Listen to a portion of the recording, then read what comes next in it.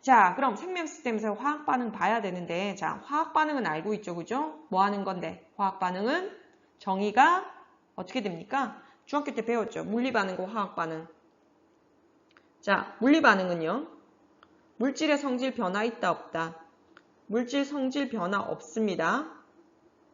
즉 A라는 녀석하고요. B라는 녀석이 반응시키면 뭐가? A, B 성질 다 있는 거죠. 하나 떠올려 볼까요? 누구? 물에다가 설탕을 녹여서 설탕물을 만듭니다. 자, 그럼 설탕물이 됐다고 물의 성질 없나요? 아니죠. 설탕의 성질 없나요? 아니죠. 그대로 갖고 있습니다. 성질 변화 없는 게 물리 반응이고요. 반면에 화학 반응은요. 물질의 성질이 변하는 겁니다. 얘 성질 변합니다. A 플러스 B를 하게 되면 뭐가 나와? C 혹은 뭐 플러스 D까지도 나오죠. 즉 전혀 다른 물질이 되는 반응은 뭐야? 화학 반응이거든요. 이걸 다루는 게 뭐? 화학이라는 학문이잖아요. 자, 그러면 우리 몸 안에서도 이런 화학 반응들이 많이 일어나죠. 특히 뭐 소화시키잖아요. 즉 단백질 집어넣으면 아미노산이 되잖아요. 단백질하고 아미노산 다릅니다. 탄수화물 먹으면 뭐 포도당이 되잖아요. 성질 다르게 되거든요. 이런 화학 반응이 일어나는데 이 화학 반응을 밖에서 일어나는 거, 즉 몸 밖에서 일어나는 것과는 좀 다르게 뭐 하겠다? 구분하다 하겠다. 그래서 이름을 달리 하는 겁니다. 뭐라고 부르겠다? 물질대사라고 부릅니다. 즉 몸 안에서 일어나는 거, 생명체 안에서 일어나는 것들을 물질대사라고 부른다. 따라서 그럼 물질대사를 하는 이유는 뭐냐? 뭐 에너지를 얻고 몸의 구성성분을 뭐한다? 만들어내겠다는 얘기죠. 즉 지난 시간에 소화를 통해서 우리가 유기물을 얻었으면 그 유기물을 산소와 결합시켜서 뭐하는 거? 에너지를 얻는다. 즉 뭐 ATP 에너지를 얻는다라고 설명을 드렸고요. 그 다음에 단백질 같은 경우에는 우리 몸을 머리끝부터 발끝까지 다 단백질이 이루고 있죠. 그것들을 뭐하는 거야? 만들어내겠다는 얘기인 거죠. 자, 됐죠? 근데 이 물질 대사는요. 자, 특징이 있는데 자, 다른 화학 반응과 달리 뭐가 있냐면 반드시 에너지 출입이 함께 일어납니다. 즉 에너지가 들어올 수도 있고요. 나갈 수도 있다. 그래서 출입이라고 썼고요. 그 다음에 또 뭐가 있냐면 이것들을 빨리빨리 잘 일어나게 하기 위해서 생체 촉매라는 걸 씁니다. 촉매가 관여합니다. 촉매가요. 뒤에서 다시 한번 설명드리겠습니다. 얘는 반응을 좀 더 빨리 일어나게 하기 위해서 쓰는 겁니다. 됐죠? 자, 그 다음에 우리가 쓰게 되는 물질 대사, 우리 몸 안에서 일어나는 화학 반응은 크게 두 가지로 나누는데 먼 반응과 먼 반응, 동화 반응과 이화 반응으로 나눕니다. 그럼 동화 반응과 이화 반응은 뭔 차이냐? 동화는 같게 만든다는 얘기죠. 즉 작은 덩어리를 큰 덩어리로 뭐 하는 거야? 합쳐서 큰 덩어리로 만든다. 즉 합성하는 반응을 동화 반응이라고 보시면 되고요. 반면에 큰 거를 작게 쪼개야 될 수도 있잖아요. 소화가 대표적이긴 할 텐데요. 즉 단백질이 들어왔어. 우리가 원하는 뭐로? 아미노산으로 쪼개야 되죠. 이런 분해하는 반응을 이화. 그래서 서로 요 두 녀석 반대라고 보시면 됩니다. 자, 그럼 동화 반응은 물질을 만들어야 되니까 즉 공장에서 물질들이 부품들을 연결해서 막 얘네들을 뭐 하는 거야? 모아야 될 때 전기, 즉 에너지를 뭐 하는 거야? 갖다 쓰는 거잖아요. 그래서 얘도 뭐 하는 거야? 흡수해야 됩니다. 갖다 써야 돼요. 그래서 에너지를 흡수하는 걸 흡열 반응이라고, 즉 열을 흡수한다라고 보시면 되고요. 그 다음 반면에 이화라고 하는 건 에너지를 뭐 하는가? 큰 덩어리가 갖고 있던 걸 작게 자르니까 원래 얘가 에너지를 갖고 있던 걸 뭐 하는 거야? 다시 밖으로 내보내야 되겠죠. 그죠? 밖으로 내보내니까 얘는 밖으로 방출하는 발열 반응, 열을 밖으로 발산한다라고 보시면 되겠습니다. 됐죠? 그래서 각각 얘들을 보시면 동화 반응은 광합성, 즉 요거 하는 거 알고 있죠? 그죠? 그 다음에 단백질 합성, 아미노산 여러 개를 뭉쳐서 큰 덩어리, 그 다음에 이화작용은 설명드렸던 소화, 그 다음에 그것들 또 하나 예를 들면 세포 호흡까지도 볼 수 있습니다. 그럼 글씨로 안 묻겠죠? 그죠? 자, 그림으로 본다면 이렇게 보실 수가 있죠. 됐죠? 큰 문자와 작은 문자에서, 자, 작은 문자에서 큰 문자로 가죠. 이 과정을 뭐? 동화작용, 즉 물질이 합성되는 과정이라고 보시면 되고요. 반면에 반대편에 있는 이화 반응 볼게요. 자, 이화 반응은 큰 물질에서 뭐 하는 거야? 작은 물질로 오고 있죠. 그러면 얘는 뭐가 된다? 물질의 분해, 유화작용이라고 보시면 되겠죠. 됐죠? 그 과정에서 자, 동화작용은 에너지를 뭐 하는 거? 받아들이고요. 이화작용은 에너지를 뭐 하더라? 방출하더라. 이렇게 그림으로 표현할 수도 있습니다. 다음 넘어가겠습니다. 자, 그럼 방금 우리가 뭘 봤냐면 생물체 내에서 일어나는 물질 대사와 관련된 것들을 봤잖아요. 그러면 물질 대사라고 하는 건 생명체 내에서 일어나는 화학 반응이라 그랬잖아요. 그러면 생명체 밖에서 일어나는 화학 반응과 도대체 무엇이 다르길래 이렇게 따로 분류해서 가르치는지 그것들을 한번 살펴볼게요. 자, 그럼 물질 대사의 대표로 누가 나와 있다? 세포호흡이 나와 있습니다. 그 다음에 생명체 밖에서 일어나는 걸로 누가 나와 있다? 연소가 나와 있죠. 둘 다 공통점은 태운다는 겁니다. 즉 산소를 가지고 그 재료가 되는 물질을 뭐 하는 거야? 태우는 겁니다. 태우는데 그 결과치가 조금 다르다는 얘기죠. 좀 과정이랑 이런 것들 그럼 비교해 볼게요. 자, 그럼 물질 대사, 세포호흡이 일어날 때 아무 데서나 일어나는 게 아니라 온도 범위가 있거든요. 자, 어느 거? 생명체 내의 온도를 넘어가서 일어날 수 있다, 없다? 없죠. 그래서 생명체 내, 즉 사람으로 따진다면 약 몇 도? 37도 범위 안에서, 즉 체온, 몸의 온도 내에서 일어나야 되는 거고요. 반면에 연소는 몇 도? 400도씨 이상에서 탈죠. 그래서 높은 온도가 됐고요. 그 다음 반응 단계를 보게 되면, 즉 세포호흡이 일어날 때 시작할 때 A라는 것과 C라는 놈이 나오게 해서 바로 가는 게 아니라 이런 식으로 그림에서 보면 한 단계, 한 단계, 한 단계, 그래서 단계에 거쳐서 일어나는 변화거든요. 그래서 천천히 일어나게 되죠. 한 단계, 한 단계, 한 단계, 여러 단계를 거쳐야 되니까. 반면에 연소라고 하는 건 어떤 물질에다 불을 확 붙이게 되면 확 타버리잖아요. 그래서 얘는 반응이 한 번에 빠르게 일어납니다. 그래서 세포호흡하고 연소 좀 다릅니다.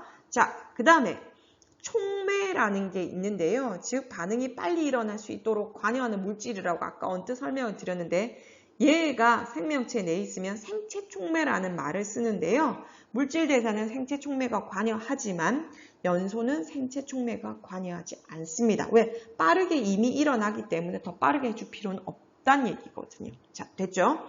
자, 그럼 에너지 출입을 그림으로 보겠습니다. 자, 아까 세포호흡은 여러 단계에서 일어나니까 에너지도 한 단계가 아니라 뭐 하는 거? 소량씩 단계적으로 나누어져서 나오죠. 그죠? 그렇죠? 여기서 보면. 반면에 이 연소 반응 경우에는 아까 한 단계로 일어나니까 확 떨어져 한 단계 일어나면서 에너지도 뭐 하는 거야? 한꺼번에 방출을 하게 되는 거죠. 그죠? 그러니까 물질 대사, 즉 세포호흡 같은 거 봐도 마찬가지니까 여러 단계를 나눠서 일어날 수밖에 없으니까 속도가 느리잖아요. 근데 몸속에서는 빨리빨리 좀 일어났으면 좋겠으니까 누구를 쓴다? 이 생체 촉매라는 걸 쓴다. 그런데 요거를 촉매라는 단어보다 더 많이 쓰는 단어가 누구다? 효소라는 단어를 더 많이 쓰거든요. 효소 많이 들어봤죠, 그죠? 그래서 소화효소, 무슨 효소 할 때, 즉 생명체 내에서 쓰게 되는 촉매를 뭐라고? 효소라는 말로 씁니다. 자, 그럼 좀 더 보충 설명 드리겠습니다. 자, 그럼 왜 생명체 내에서는 이 여러 단계, 즉 한 단계가 아니라 여러 단계에 걸쳐서 일어나야 되느냐? 왜? 일반적인 화학 반응과는 달리 구분을 하게 되면, 자, 예를 들어서 한꺼번에 이 에너지가 방출된다라고 합시다. 얘네들을 다 합쳐서. 자, 그럼 한꺼번에 에너지가 방출되면 특히 뭐 열에너지 형태일 거거든요. 열에너지가 한꺼번에 방출되게 되면 몸에 있는 온도는 어떻게 된다? 한꺼번에 오르게 되겠죠. 자, 몸에 한꺼번에 온도가 올라가죠. 우리는 체온을 항상 일정하게 유지하려고 하는데 갑자기 올라가게 되면 몸에 열이 오르게 되는 거죠. 그럼 생명체가 생존에 위협을 받을 수도 있죠. 그만큼 고열이 위험하니까요. 그러면 이게 안 좋기 때문에 뭐 하는 거야? 단계별로 간다는 얘기죠. 그런데 안 좋은 건 뭐가 되는 거야? 속도가 느려지거든요. 천천히 일어나거든요. 그래서 보완한 것들이 누구다? 요것과 관련된 효소들이 발달할 수밖에 없다는 얘기가 되죠. 자, 그럼 효소가 있는 것이 어떻게 물질 대사에 도움을 주게 되는지 다음 페이지에서 살펴보겠습니다. 자, 그럼 우리가 효소가 없는 것보다 있는 게 좋은 게 뭐냐? 이제 그거를 살펴볼게요. 자, 그런데 오른쪽 그림을 한번 볼게요. 자, 오른쪽 요 그림은요. 우리가 화학에서도 많이 보게 될 그림이긴 한데요. 자, 나온 김에 그냥 설명하고 갈게요. 자, 화학에서 보면요. 자, 뭐도 하냐면 아까 설명드렸던 화학 반응 있죠. A 플러스 B가 C 플러스 D가 됐다라고 얘기하는 그런 화학 반응식도 쓰기도 하지만 또 뭐도 쓰냐면 이때 반응하는 물질하고 생성되는 물질이 가지는 뭘 하는 거냐면 에너지를 보기도 하거든요. 그래서 요 에너지를 서로 비교하는 것들을 요런 그림으로 그려놓거든요. 요렇게 그러니까 반응 경로 혹은 반응의 진행 뭐 그렇게 쓰기도 하는데요. 즉 반응하는 물질이 즉 뭐가 요만큼의 에너지를 갖고 있다. 이걸 뭐 유식하게 반응하는 물질을 반응물이라고 쓰잖아요. 이렇게 돼 있고 생성되는 물질이 뭐 하는 거 요만큼의 에너지를 뭐 하는 거 갖고 있다 라고 하는 요 에너지를 서로 비교하기도 하거든요. 그러면 이렇게 반응물이 생성물보다 뭐 하는 거냐면 이렇게 에너지가 작은 경우가 있고요. 그 다음에 또 다른 경우에는 반응물이랑 생성물을 비교했을 때 반응물이 오히려 온도가 이게 에너지가 낮고요. 생성물이 이렇게 에너지가 많은 경우가 이렇게 있거든요. 그러면 우리가 생각할 때는 이렇게 선생님이 선으로 그어놓은 거 있죠. 이렇게 반응이 갈 것 같잖아요. 이렇게 반응이 갈 것 같잖아요. 이렇게. 그런데 실질적으로 해보면 이렇게 안 되고요. 뭐를 넘어가야 되냐면 이렇게 하나에 뭐 하는 거? 산을 넘어간 다음에 이렇게 되거든요. 이렇게. 산맥 같은 거, 산 봉우리를 하나 넘어가거든요. 그러면 이 산 봉우리를 넘어가는데 아까처럼 그냥 직선으로 가게 되면 그냥 뭐 하는 거야? 이렇게 가면 얘는 특히 뭐 하는 거냐? 그냥 미끄러져 떨어지면 끝인데 얘는 산 봉우리를 넘어가야 되잖아요. 그러면 아까 그냥 매끄럽게 떨어지는 것보다 얘는 뭐 하는 거야? 쉬워, 어려워? 어렵게 되겠죠. 즉 뭐 하는 거냐면 얘가 요만큼을 뭐 하는 거야? 올라가서 산 봉우리를 넘어야 이렇게 떨어질 수 있잖아요. 생성물로 갈 수 있다는 얘기잖아요. 그래서 요 에너지가 있는데 요 에너지를 우리는 뭐라 그러냐면 활성화 에너지라고 합니다. 즉 반응이 활성화되기 위해서 필요한 에너지. 그래서 뭐 활성화 에너지라고 얘기합니다. 그래서 기호로는 EA 있습니다. Activating Energy에서 EA라고 있습니다. 됐죠? 그래서 반응물이 갖고 있는 뭐를 이렇게 에너지만 가지고 반응이 일어나는, 화학 반응이 일어나는 게 아니라 생성물이 되려면 밖에서 얼마만큼? 요만큼의 에너지가 주어져야 되는데 그게 최소한입니다. 그게 뭐 하더라? Activating Energy, EA, 활성화 에너지더라 라는 얘기입니다.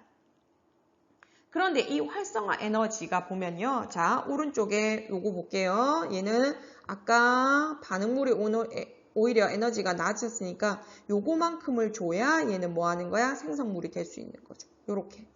반응물 생성물. 이렇게 되는 거죠. 됐죠? 그죠? 그렇게 되면 밖에서 요렇게 주어지는데 우리가 이거를 좀 더 쉽게 반응을 좀 더 잘 일어나게 하려면 이 산 등성이를 높여야 된다, 낮아야 된다, 깎아야 되거든요. 그 깎는 방법이 누구를 집어넣으면 된다? 이 효소라는 놈을 집어넣으면 되는 거거든요.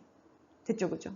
그래서 뭐 하는 거? 활성화 에너지가 낮은 물질일수록 반응 속도가 더 잘 일어난다. 즉 뭐 하는 거? 이 산 등성이를 뭐 하는 거야? 넘어가기가 쉬워지는 거죠. 똑같이 반응물과 생성물이지만 뭐 하는 거? 이 활성화 에너지를 낮추려고 우리는 뭘 쓰겠다? 효소를 쓰겠다. 그래서 효소의 작용은 뭐 하는 거? 활성화 에너지를 낮추어줘서 온도가 뭐 하는 거? 낮은 체온 같은 경우에서도 화학 반응이 뭐 하는 거? 빨리빨리 일어나게 해주겠다라는 얘기인 거죠. 됐죠? 그죠? 요렇게 가는 겁니다. 됐나요? 자, 그렇게 해서 요런 방법들 그래서 요것들을 뭐 하는 거야? 두 개를 비교해 놨죠. 얘는 효소가 없을 때 활성화 에너지, 즉 요거만큼이 필요했다는 얘기죠. 여기서부터 여기까지가 뭐 하는 거? 효소가 없을 때. 반면에 효소가 있게 되면 활성화 에너지가 떨어지게 되니까 얼마만큼만? 요만큼만 주게 되면 뭐가? 화학 반응이 일어나게 된다는 얘기인 거죠. 됐죠? 그죠? 자, 그래서 여기도 한번 다시 써볼까요? 요거랑 같은 얘기고요. 그 다음에 오른쪽 거 한번 볼까요? 오른쪽 거는 자, 뭐 하는 거? 반응물이 오히려 에너지가 낮은 경우 요렇게 해서 떨어지겠다는 얘기죠. 그럼 이 경우에도 어떻게? 활성화 에너지가 요걸로 줄어들 거거든요. 그러니까 반응이 더 잘 일어나겠죠. 그렇죠? 됐죠? 그럼 말 나온 김에 여기 그림 보면서 설명드리겠습니다. 자, 아까 우리가 이화 반응, 동화 반응 할 때요. 자, 이화 반응 같은 경우에는 에너지를 뭐 하는 거야? 내놔야 되고요. 그 다음에 동화 반응 같은 경우에 에너지를 뭐 하는 거야? 흡수해야 된다 그러죠. 자, 그럼 흡수한다, 방출한다를 얘기를 들어보게 되면 자, 동화 반응은 에너지를 뭐 하는 거야? 흡수해야 되거든요. 자, 그럼 반응물이 가지는 에너지하고요. 생성물이 가진 에너지를 비교를 해봅시다. 누가 더 에너지를 많이 가져야 됩니까? 동화하는 거 에너지가 들어와야 되니까 반응물이 갖고 있을 때보다 생성물이 갖고 있는 에너지가 뭐 하는 거? 많게 되죠.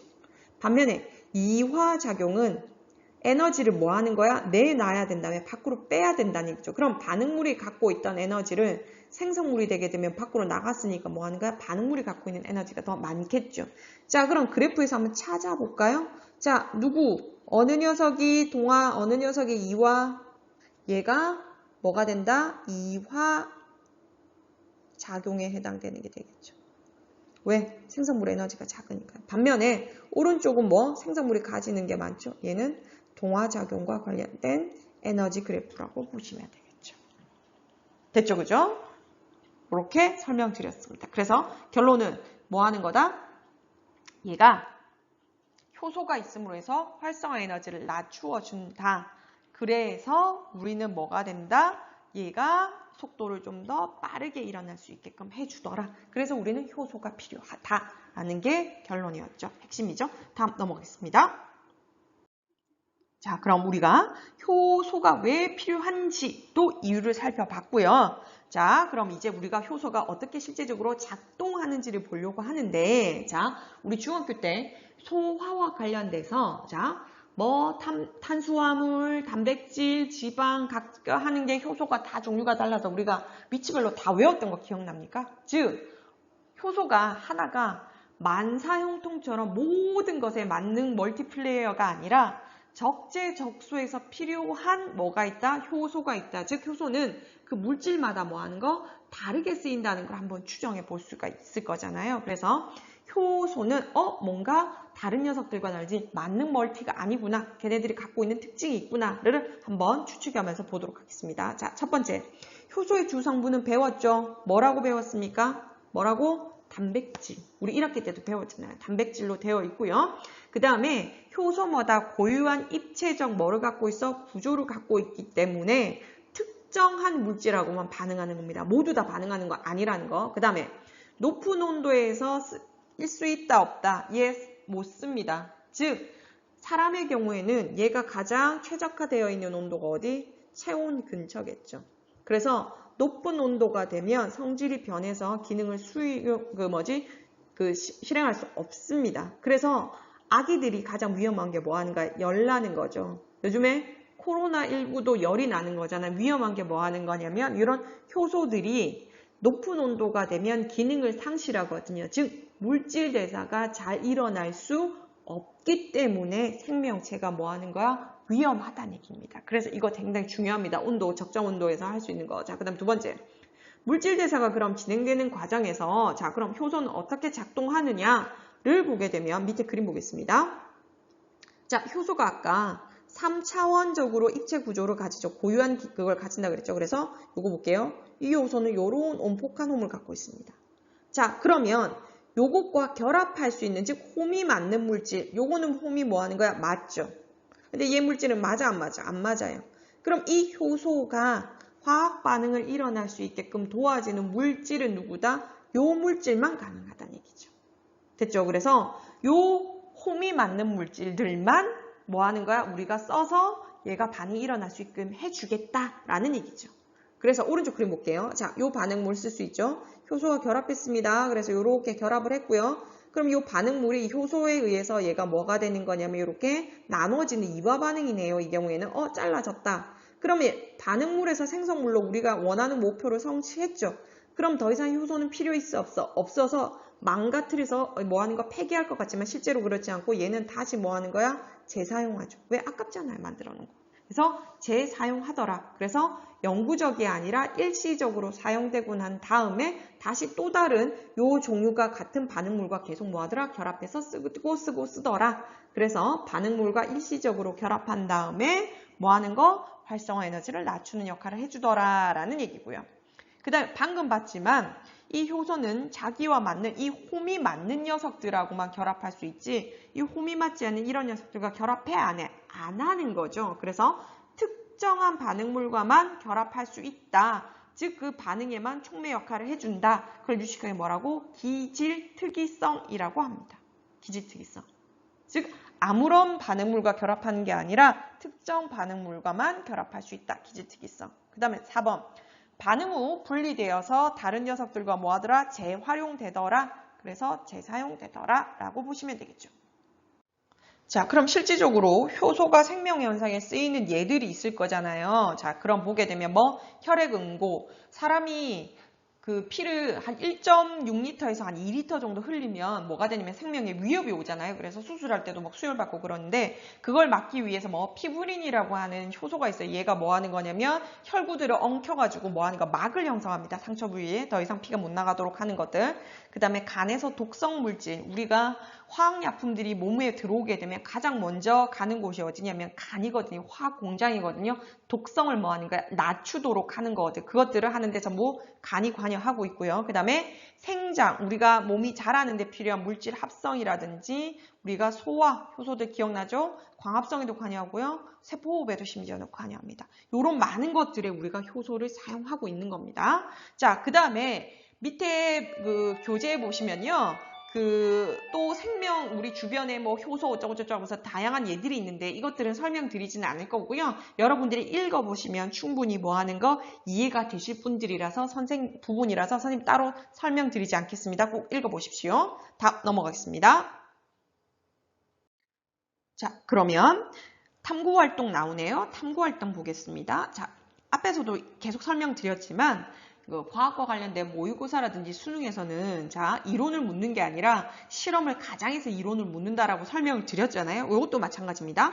자 그런데 카탈레이스라고 하는 것을 과산화수소 분해 뭐 이렇게 되는데 자 그럼 카탈레이스부터 설명을 드릴게요. 자 카탈레이스라고 하는 건 효소의 한 종류거든요. 생명체 안에 있는 종류인데 얘는 뭐냐면 H2O2 얘 누구냐면 과산화수소거든요. H2O에 산소가 하나 더 붙은 게 누구냐? 과산화수소거든요. 그럼 얘는 어떠냐면 우리 몸에 과산화수소가 있거든요.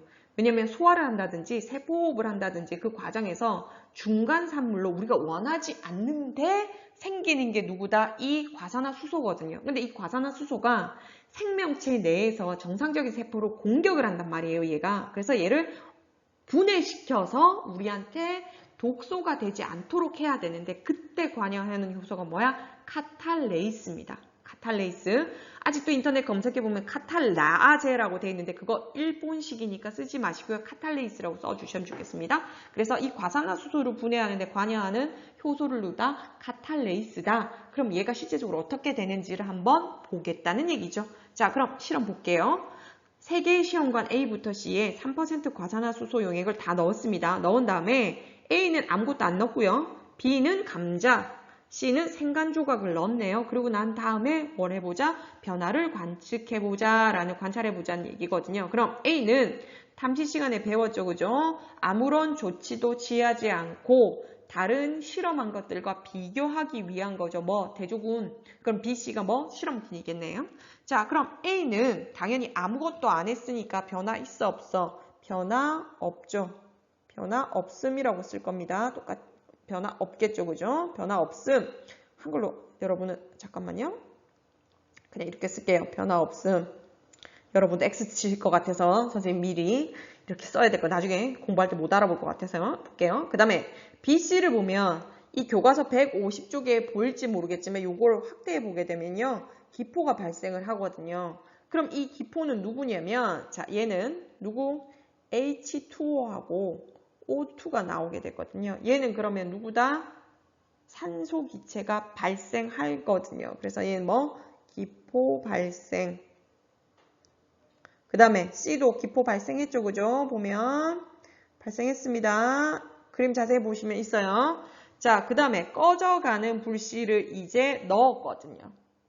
자, 그럼 꺼져가는 불씨를 넣었을 때 여기 빨갛게 다시 뭐가 되냐면 향불이 타오르거든요.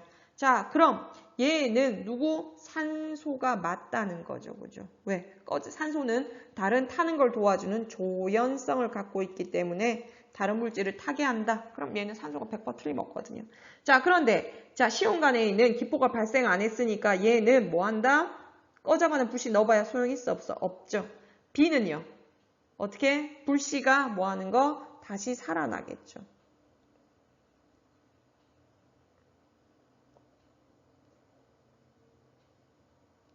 C도 마찬가지로 불씨가 살아나겠죠. 왜? 산소가 조연성 때문에 도와주니까요.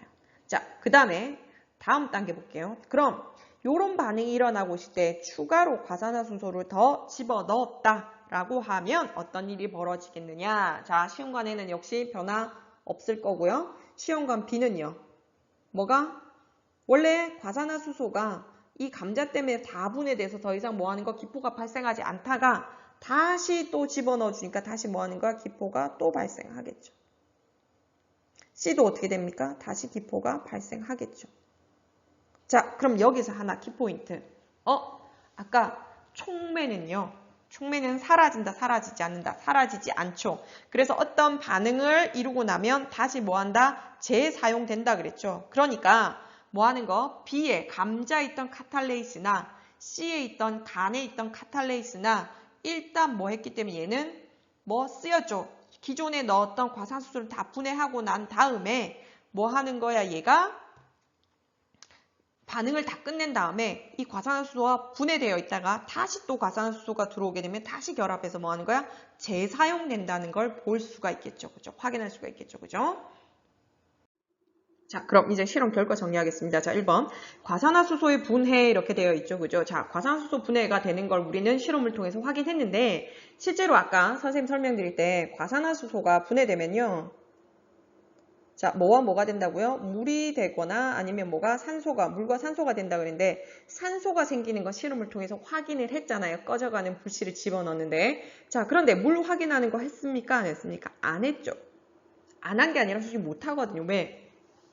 시험관 안에 과산화수소가 100% 다 분해됐다 그러면 이걸로 해서 넘어갔을 거잖아요. 이렇게 넘어갔을 건데 과산화수소도 투명하고 물도 둘 다 투명하다 보니까 이게 100% 일어났는지 일어나지 않았는지 확인이 불가하거든요. 그래서 확인은 안 했는데 만약에 100% 과산화수소가 분해가 되었다. 그럼 물이 생성되는 거 확인하는 방법은 염화 코발트 종이를 사용하면 되죠.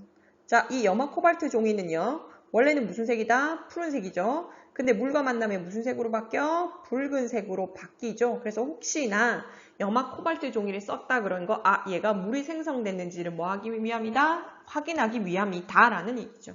됐죠? 자, 그럼 이거를 어떻게 쓰면 되냐면 과산화수소는 물과 산소로 분해되었다 라고 쓸 수 있고요. 그 다음에 위에 제가 한글로 써놨지만 뭐로 바꾸면 그 화학 반응식으로 한번 바꿔보자는 얘기죠. 자, 그럼 과산화수소는 H2O2죠. 그럼 얘가 누구? 물 H2O와 O2로 바꿨다는 얘기죠. 그러면 뭐 하는 거? 원자 개수를 서로 양쪽에 같게 만들려면 이렇게 바꿔줘야 되죠. 그죠? 됐죠?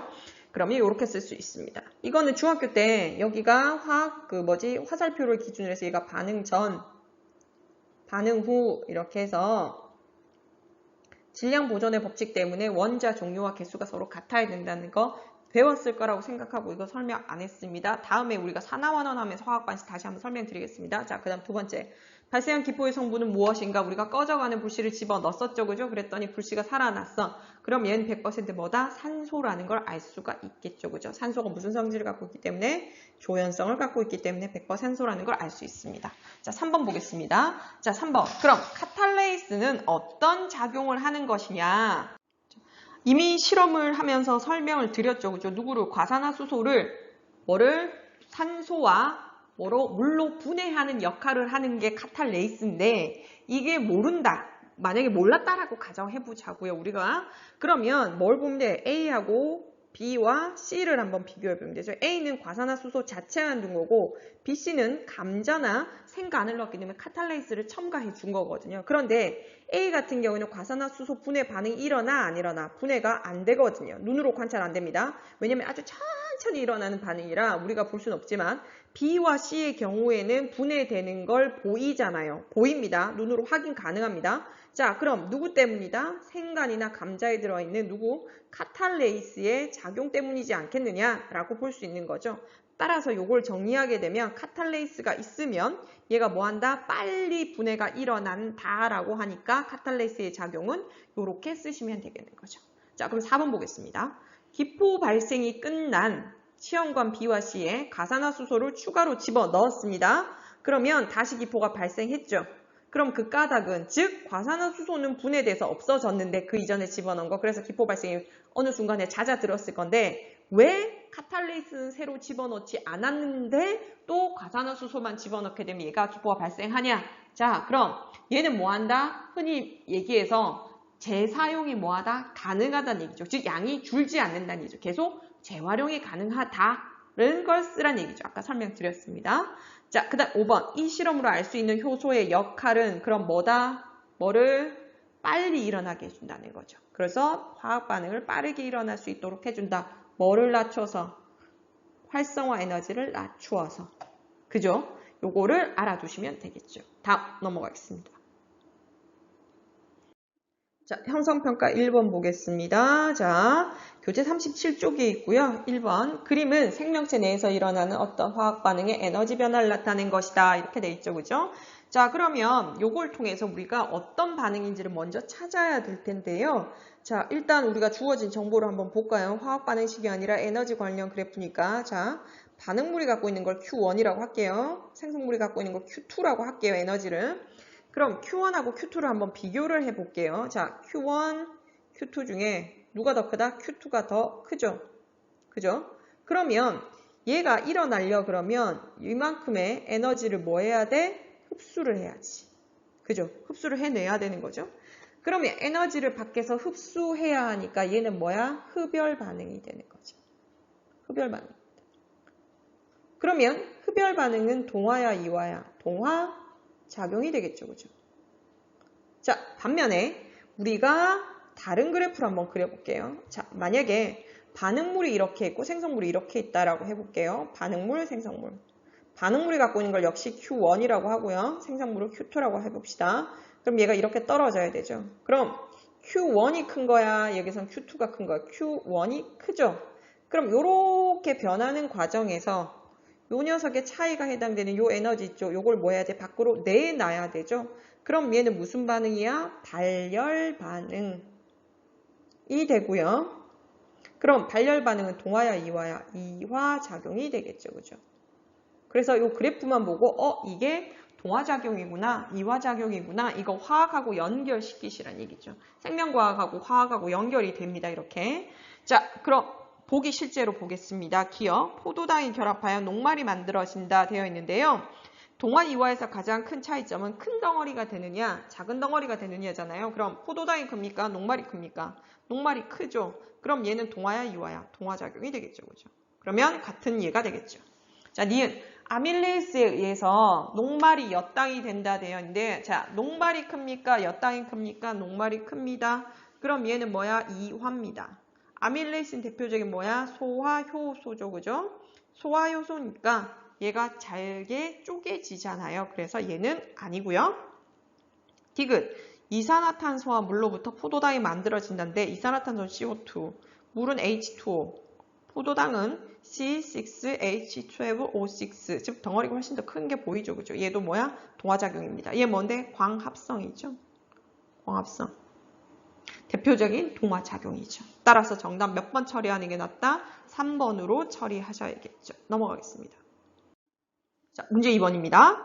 자, 다음은 감자즙에 있는 어떤 효소의 기능을 알아보기 위한 실험이다. 동일한 양의 3% 과산화수소수가 들어있는 시험관 A, B에 자, A는 가만 냅두고 B에만 감자즙을 넣었다. 자, 그랬더니 B에서 기포가 발생하였다 되었죠. 그럼 실험 2. 기포가 발생하고 있는 시험관 B에 꺼져가는 향의 불씨를 넣었더니 불씨가 더 밝아졌다라는 거죠. 그죠? 그럼 일단 실험 1을 통해서 알 수 있는 것은 감자에 누가 들어있다? 카탈레이스가 들어있다라는 거죠. 즉 과산화수소 분해 효소가 들어있다는 걸 아는 거죠. 그래서 기억에만 기포 발생했으니까요. 자, 실험 2에서 발생하고 있는 시험관 B에 꺼져가는 향의 불씨를 넣었더니 더 밝아졌다. 그럼 누가 있다는 얘기야? 산소가 분해를 통해서 생성되었다는 걸 알 수 있는 거죠. 자, 그럼 기억. 동그라미 기억엔 산소가 있다. 기포가 산소 맞죠? 그죠? 니은. 동그라미 니은에서는 화학 반응이 일어났다. 그죠? 기포가 발생하고 있는 시험관 B에서 뭐 하는 거야 지금? 과산화수소가 산소하고 물로 분해가 되잖아요. 그럼 이게 반응 전후가 물질이 다르면 선생님이 아까 뭐라고? 화학 반응이 일어난다라고 설명한 거죠. 그죠? 그 화학 반응이라고. 자, 그 다음에 디귿, 감자즙에는 촉매 역할을 하는 물질이 들어있다. 맞는 거죠. 카탈레이스가 들어있습니다. 정답 몇 번? 5번이 되겠죠. 자, 3번에서 4번입니다. 그림은 어떤 화학 반응의 에너지 변화를 나타낸 것이다. 이렇게 되어 있는데요. 자, 지금 보시면 아까도 선생님 설명을 드렸죠. 그죠? 자, 얘 흡열입니까? 발열입니까? 어떻게 판단할 수 있죠? 뭐 보면 된다고? 얘가 갖고 있는 거 Q1이라고 하고요. 얘가 갖고 있는 에너지 Q2라고 그랬죠. 그럼 Q1하고 Q2 비교해봐. 자, 누가 더 크죠? Q2가 큽니다. 그죠? 그러면 반응이 일어나는 동안 에너지가 밖에서 뭐야? 들어와야 돼. 얘 뭔 반응이야? 흡열 반응이죠. 흡열 반응. 이제 이렇게 보실 수 있겠죠. 그죠? 그래프 보면 얘 흡열이네? 발열이네? 보실 수 있죠. 그러면 얘가 아까도 설명드렸다시피 요렇게만 올라오면 될 것처럼 우리는 앞에서 그냥 선만 찍찍 그어놨지만 실질적으로 그게 아니라 화학 반응이 일어날 때 지금 우리 그래프에서 보고 있는 요렇게 뭐하는가? 산 등성이를 넘어야 되거든요. 넘어야 반응물에서 생성물이 될 수 있다는 얘기거든요. 그래서 그 에너지를 선생님이 뭐라 그랬지? 활성화 에너지라고 얘기를 했잖아요. 그러면 활성화 에너지를 찾아라 라고 되어 있는데 자, A가 활성화 에너지입니까? B가 활성화 에너지입니까? 주의하셔야 됩니다. 자, 어디야? A죠. 지금 B 아닙니까? 라고 얘기하는데 B 아니죠. 보세요. A에서 자, 지금 여기 반응물에서 생성물이 되려고 하는데 이 꼭대기를 넘어가야 된단 말이에요. 그럼 얘가 가진 건 이거밖에 없어. 여기 수준이죠. 그러면 꼭대기를 넘어가려면 뭐 하는 거야? A만큼 받아야 꼭대기 여기까지 올라올 거죠. 그런 다음에 다시 미끄러질 거니까 얘는 상 꼭대기를 넘어가기 위한 거니까 지금 A만큼 줘야죠. B만큼 요것만 주면 안 넘어가집니다. 올라갈 수가 없습니다. 따라서 1번입니다. 이거 착각하지 마세요. 자, 그 다음 4번 보겠습니다. 자, A부터 E 중에서 효소를 사용하더라도 그 크기가 변하지 않는 것을 있는 대로 골라라 되어 있는데 자, 그럼 그래프를 하나 그려볼게요. 아까 뭐라 그랬냐면 효소를 사용하게 되면 선생님이 바뀌는 그래프를 어떻게 그렸냐면 다른 색깔로 그리겠습니다. 자, 반응물에서 이렇게 해서 뭐 하는 거야? 요렇게 그려줬죠. 지금 누구만 바뀌는 거야? 이 꼭대기 높이가 달라지는 거죠. 꼭대기 높이가 달라지는 거죠. 자, 그럼 이 꼭대기 높이가 달라지는데 꼭대기가 뭐 하는 거야? 낮아진다라고 설명했으니까 자, 바뀔 수 없는 거 한번 찾아볼게요. 자, 일단 누구는 못 바뀐다. 반응물이 갖고 있는 에너지 요 E죠. 요거만큼 바뀌어 안 바뀌어? 안 바뀝니다. 못 바뀔 겁니다. 자, 그 다음에 A 바뀌어 안 바뀌어? 바뀝니다. B 바뀌어 안 바뀌어? 바뀝니다. 자, C는 바뀌어요 안 바뀌어요? 안 바뀌죠. 왜? 반응물과 생성물이 가지는 에너지 차이니까 요거 바뀔 수 없죠. 그 다음 D는 바뀌어 안 바뀌어? 바뀌죠. 왜? 이 꼭지점이 달라졌으니까요. 그래서 바뀌지 않는 건 누? C와 E가 되겠죠. 그죠? 자, 넘어가겠습니다. 자, 5번에서 6번. 그림은 어떤 효소의 작용을 나타낸 것이다 되어 있는데요. A부터 D 중에서 효소에 해당되는 것을 기호를 쓰고 그렇게 생각한 이유를 쓰시오 되어 있죠. 자, 일단 효소는 사라진다, 사라지지 않는다, 재활용된다 라고 얘기했죠. 즉 반응이 일어나고 나면 그 원래 반응하려던 물질, 즉 기질하고 분리된 다음에 다시 재활용되니까 자, 변하지 않는 거 누굽니까? B죠, B. 따라서 B라고 쓰고 뭐 하는 거? 반응 후에도 변하지 않는다. 즉 재활용되기 때문에 라고 보시면 되겠죠. 그죠? 이렇게 떨어져 나왔죠. 그럼 다시 뭐 하는 거야? 똑같이 쓰면 되니까요. 자, 6번 보겠습니다. 이에 대한 설명 옳은 것을 골라라. 자, 에너지는 A가 D보다 작다. 에? 라고 얘기하는데 자, 이거 어떻게 할 수 있습니까? 지금 덩어리 크기를 볼게요. 얘는 이렇게 두 개가 붙어 있었단 말이에요. 근데 이 떨어졌거든요. 그럼 덩어리 크기가 커진 거야? 작아진 거야? 작아졌거든요. 동화입니까? 이화입니까? 이화죠. 자, 이화는 내가 발열이라 그랬어? 흡열이라 그랬어? 발열입니다. 발열이라고 하는 건 반응물이 가지는 에너지가 큰 거야? 생성물이 가지는 에너지가 큰 거야? 반응물이 큰 거잖아요. 발열이니까. 그러니까 A가 반응물이죠. 생성물이 뭐야? D입니다. 자, 그럼 A가 크단 얘기야? D가 크단 얘기야? A가 D보다 뭐 해야 돼? 커야 되죠. 이렇게 찾으란 얘기입니다. 문제에서요, 여러분. 이렇게 찾으셔야 됩니다. 니은 이 효소는 동화작용에 관여한다. 아니고요. 무슨 작용이라고 방금 이화작용이라고 했습니다. 디귿. A가 C 상태가 되면 활성화 에너지가 감소한다 되는데 지금 C 상태는 누가 관여한 거야? 촉매가 관여한 거죠. 그럼 활성화 에너지가 줄어들어야죠. 따라서 정답은 뭐? 3번 디귿만 되겠네요. 그죠? 넘어갔습니다. 자, 보충 문제인데요. 아까 앞서서도 설명드렸지만 우리가 다음 시간에 즉 금요일날 유전 정보 할 건데 거기가 워낙 양이 많고 방대한데 중간에 끊으면 흐름에 방해가 될 것 같아서 선생님이 뭐 하는 거? 연속해서 가겠다라고 설명드렸죠. 그래서 다음 시간에 해야 될 문제를 앞서서 끌어온 겁니다. 그래서 이해가 안 된다고 하시면 뭐에 앞에 개념 한번 더 보시고 복습하는 셈 치고 이 문제를 보시면 조금 나으실 수 있습니다. 그럼 문제 풀겠습니다. 1번. 그림은 어떤 세포에서 일어나는 물질의 변화를 나타낸 것이다. 자, 포도당이 녹말이 되거나 녹말이 뭐가 포도당이 되는 거. 가와 나 반응이네요. 자, 그럼 여러분이 눈으로 보실 수 있죠. 자, 녹말이 사이즈가 큽니까? 포도당이 사이즈가 큽니까? 녹말이 훨씬 더 크죠. 그럼 가는 무슨 작용이야? 동화죠. 그럼 나는요? 이화죠. 덩어리가 커지면 즉 물질을 합성하면 동화작용이라고 했죠. 분해면 뭐 이화작용이라고 했으니까 가, 동화, 나, 이화네요. 자, 그럼 기억. 가에서 에너지가 흡수되는 반응이다. 동화작용, 흡열 반응, 즉 에너지 흡수 맞습니다. 기억 맞고요. 니은. 나는 반응물의 에너지가 생성물보다 작다. 나가 뭔데? 이화잖아요. 이화는 발열이야, 흡열이야? 발열이거든요. 자, 그럼 반응물이 큰 거야, 생성물이 큰 거야? 얘는 반응물이 에너지가 더 큰 겁니다. 근데 여기서 주의하셔야 될 건 이화작용에서 반응물은 누구야? 얘가 반응물입니다. 여기에서 일로 가는 거니까요. 나가. 얘가 생성물이 되는 겁니다. 그죠?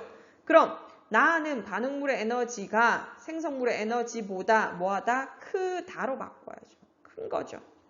디귿. 가와 나는 모두 체온의 범위 온도에서 일어난다. 이거 몸속에서 일어나야지. 왜? 세포니까. 살아있는 생명체내니까. 정답 그래서 몇 번? 3번이 돼야 되겠죠. 자, 문제 2번 보겠습니다. 다음은 과산화수소 분해 실험과 결과이다. 자, 과정. 표와 같이 첨가물을 넣은 삼각 플러스크 A부터 C에 고무풍선 씌우고 일정 시간이 지난 후 다음에 고무풍선의 변화를 관찰하였다. 자, A 잠깐 볼까요? 그림 원래는 뭐 이런 상태라는 얘기인 거죠. A, B, C 모두. 그런데 A에는 아무것도 안 넣고요. 이 상태에다가. 근데 B에는 뭐 하는 거? 감자 조각 4개, 그 다음 C에도 감자 조각 4개를 넣는데 B와 C가 다른 건 과산화수소의 부피가 다르네요. 하나는 100, 하나는 150ml를 집어넣네요. 그랬더니 자, 오른쪽 요 그림 있죠. 그죠? 요런 결과가 나오더라라는 얘긴데요. 자, 고무풍선이 부풀어 오른 게 있죠. 누구? B와 C는 부풀어 올랐고 A는 그대로 있었는데 그럼 B와 C에서 고무풍선이 부풀어 오른 것으로 우리가 알 수 있는 건 뭐가? 기체가 발생한 거죠. 그죠? 기체가 발생했구나 라는 걸 알 수가 있는 거죠. 그죠? 그런데 누가 더 많이 발생했어? C가 훨씬 더 부피가 커져 있는 걸 봐서 C에서 좀 더 많이 발생했구나 라는 걸 알 수가 있습니다. 자, 그럼 밑에 보기 볼게요. 기억. 풍선이 부풀어 오르는 것은 과산화수소의 분해로 수소가 발생하였기 때문이다. 자, 과산화수소 분해까지 맞는데요. 무슨 기체야? 수소가 아니라 산소죠. 기억 틀렸고요. 니은. 효소의 양이 일정할 때 과산화수소의 양이 많을수록 기포 발생량은 많다. B와 C를 비교해보면 확실히 알 수 있죠. 니은 맞네요. 디귿. 시험관 B에 감자 조각을 더 넣어주면 고무풍선이 더 크게 부풀어 오를 것이다. 지금 감자 조각과는 상관이 있다 없다? 없습니다. 감자 조각은 효소잖아요. 즉 효소는 화학 반응에 관여하지 않거든요. 즉 하나 예를 들어 볼까요? 아까 H2O2 이렇게 썼고요. 얘 H2O 플러스 O2 물론 여기 앞에 2를 써줘야 되지만 그러면 지금 우리가 부풀어 온 거 얘의 양이잖아요. 그럼 얘의 양이 많아지려고 하면 누가 많아야 돼? 얘가 많으면 되거든요. 지금 과산화수소가. 근데 여기 효소가 더 많다. 감자 조각은 지금 효소잖아요. 그게 뭐 관여한다 관여하지 않습니다. 그래서 굳이 화학 반응에서 촉매를 쓰려고 하면 여기 자리 있죠. 여기다 쓰긴 쓰는데 얘는 실질적으로 반응에 참여하지 않습니다. 반응 속도만 빠르게 해줄 뿐인 거죠. 따라서 정답은 몇 번? 2번으로 처리해 주셔야겠습니다. 3번 넘어가겠습니다. 자, 3번 보겠습니다. 그림은 어떤 화학 반응의 에너지 변화를 나타낸 것이다 되어 있죠, 그죠? 자, 그럼 아까도 설명드렸다시피 이렇게 그래프가 주어져 있으면요, 이렇게 물질에 따른 이거 에너지 변화가 주어져 있으면 선생님 먼저 파악해야 될 게 뭘 파악하라고? 얘가 뭐야? 동화작용인지 이화작용인지를 알아야 될 거 아니에요, 그죠? 그러면 뭘 봐야 돼? 흡열인지 발열인지를 판단해야 되잖아요, 그죠? 자, 그럼 여러분들이 이제 판단할 수 있죠. 얘 흡열이야, 발열이야? 흡열 반응이죠? 예? 라고 얘기하지 말고, 자, 다시 한번 볼게요. 이해가 안 되는 학생들을 위해서. 자, 뭐를 먼저 보라고요? 반응물이 갖고 있는 에너지 Q1, 요거만큼 갖고 있다는 얘기죠. 자, 생성물은 얼마만큼? 요거만큼 갖고 있다는 얘기죠. 얘를 뭐라고? Q2라고 보죠. 그럼 Q1하고요. 색깔 안 보니까 바꿀게요. 자, Q1하고 Q2가 있는데요. 자, 누가 더 그럼 에너지가 더 큰 거야? Q2가 더 큰 거죠. 그럼 반응이 일어나는 동안 에너지가 어떻게 이렇게 흡수해야 되죠. 그럼 뭐야? 흡열 반응인 거죠. 흡열 반응은 동화야, 이화야? 동화작용이라고 했습니다. 자, 그럼 이 그래프를 통해서 우리가 알 수 있는 건 동화작용이라는 걸 알 수 있고요. 자, 그 다음에 또 알 수 있는 거. 우리가 지금 이 반응이 일어나기 위해서 필요한 활성화 에너지도 알 수 있죠. 누군데? 요 A만큼 에너지가 주어져야 되죠. 얘가 액티베이팅 에너지, 활성화 에너지구나. 요건 바로 알 수 있겠네요. 자, 그럼 기억 보겠습니다. 이 반응의 활성화 에너지는 A이다. 맞죠? 그죠? 방금 설명했습니다. 자, 니은. 효소를 사용하면 B의 크기가 커진다. 뭐 하는 거? 작아지죠. B가 뭐 해야 돼? 이렇게 낮아져야지 선생님이 뭐라 그랬지? 얘가 반응이 빨리 일어난다. 그랬죠? 얘가 좀 줄어들죠. 아래로 내려옵니다. 여기서부터 요렇게, 요거 아니고요. 요렇게 떨어지죠. 그래야 얘가 빨리 일어날 거 아니에요. 산이 높은 게 빨리 올라갈 수 있습니까? 낮은 게 빨리 올라갑니까? 낮은 거잖아요. 그래서 저렇게 쓰셔야 되겠죠. 그죠? 자, 그 다음에 그래서 니은 틀렸고요. 디귿. 반응열은 C로 효소를 사용하더라도 에너지 크기가 없다. 변화 없다. 이렇게 되어 있는데요. 자, 반응열 설명 안 드렸는데 여기 반응열이 나오네요. 자, 문제집에도 반응열 나올 것 같으니까 선생님이 설명하도록 하겠습니다. 자, 반응열 설명 안 하려고 했는데 자, 볼게요. 자, 반응열을 뭐라고 쓰냐면 화학에서는 Q라고는 말로 쓰거든요. Q. 자, 그럼 얘는 뭐 하는 거냐면 Q1-Q2라고 보시면 됩니다. Q1-Q2 이렇게 보시면 되고요. 자, 그러면 이 경우에는요. Q1이 큽니까? Q2가 큽니까? Q2가 크죠. 그럼 얘는 0보다 커, 작아? 0보다 작은 값이 나오죠. 마이너스 값이 나오죠. 얘가 크니까요. 그러면 자, 반응열은 Q1과 Q2, 즉 반응물과 생성물이 갖고 있는 에너지 차이를 반응열이라고 하고 지금 이 경우에서는 반응열 Q가 뭐 하는 거? 0보다 작죠. 이 경우 흡열 반응이야, 발열 반응이야? 흡열이 되는 거죠. 반면에 Q가 0보다 크다. 즉 반응물과 생성물의 에너지 변화를 봤더니 값이 0보다 컸어. 그럼 얘는 뭐야? 발열 반응입니다. 이걸 화학에서 쓰거든요. 즉 반응열이라는 건 반응물과 생성물의 에너지 차이입니다. 자, 그럼 이 그림에서 반응물과 생성물의 에너지 차이 누군데? C죠. 요거잖아요. 요만큼 차이가 나니까 C죠. 자, 이거라도 자, 이거 에너지 크기는 변화 있다 없다 효소에 따라서 상관없다라고 설명드렸죠. 반응물과 생성물이 갖고 있는 에너지 양은 고정되어 있으니까 디귿 맞네요. 리을. 이 반응은 에너지가 흡수되는 흡열 반응을 나타낸 것이다. 맞다라고 설명드렸습니다. 정답 4번 처리하겠습니다. 자, 4번입니다.